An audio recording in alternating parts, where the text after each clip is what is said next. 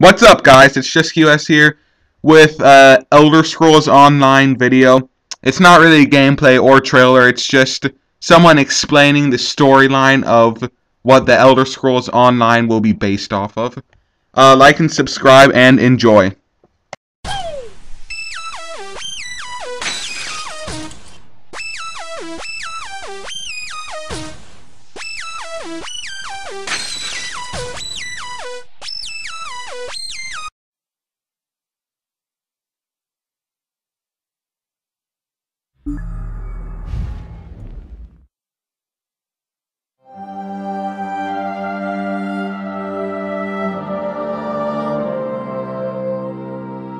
So the situation in Tamriel is that you've got three young muscular alliances around the periphery of the continent, and in the center is Cyrodiil, and there's a power vacuum there.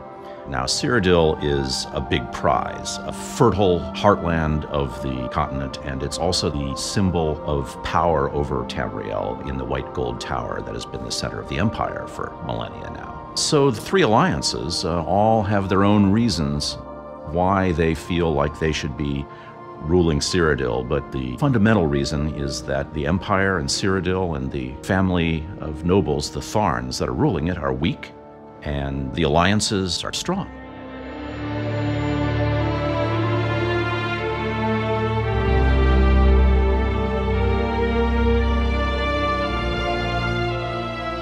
So the Empire is weak, but their leaders are cunning.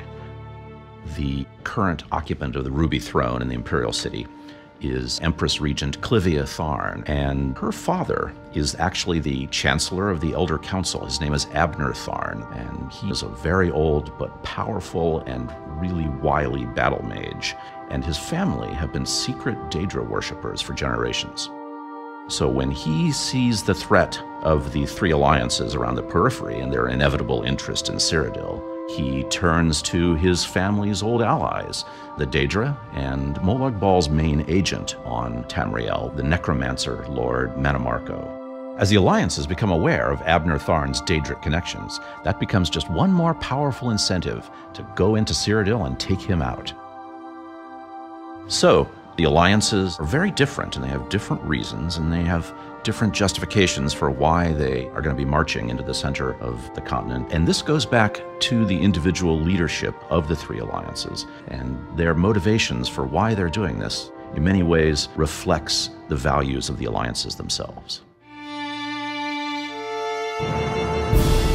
For the Daggerfall Covenant, the reason why they feel they must prosecute this war really goes back to history for them. The leader of the Daggerfall Covenant is High King Emric, a Breton. He is a sort of amateur historian of imperial history, and it's clear to him when the Empire is strong, that's when things are peaceful and good for the people of Tamriel. And the Empire is fundamentally a human endeavor, and at the moment the humans in Tamriel are failing, and it's up to the Daggerfall Covenant to take up the torch and keep the elves from mucking things up. Now, the Ebonheart Pact is more attuned to the mystical side of things. When they become aware that there's a great threat to Nirn, they decide that they're going to have to mobilize to confront it. Almalexia, one of the living gods of the tribunal, and one of the leaders of the Ebonheart Pact, she takes notice. The scryers and the priests and the wizard tell her that Molag Bal has got some kind of great, magical, existential threat to Nirn. Now, having the Empire working with Molag Bal and Mannimarco absolutely cannot be tolerated. So the Ebonheart Pact decides they're going to have to muster their forces and march on Cyrodiil.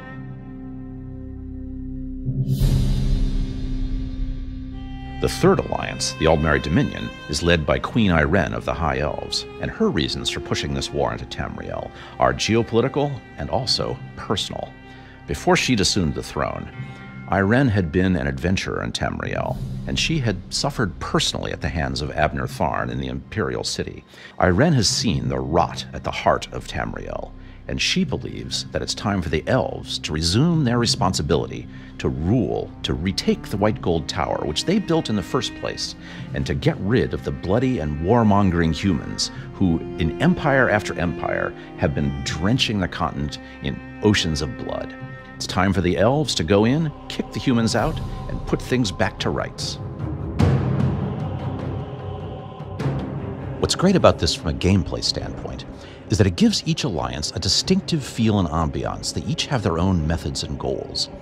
And the player gets to experience this difference from inside each alliance. They get to take up these methods and try to achieve these goals as they're playing through the story of the Alliance War. It's a hallmark of the Elder Scrolls series. There is no single truth about the world, that everybody sees things from their own vantage point. And it's that legacy of a rich and nuanced world that we've taken up and expanded upon for Elder Scrolls Online.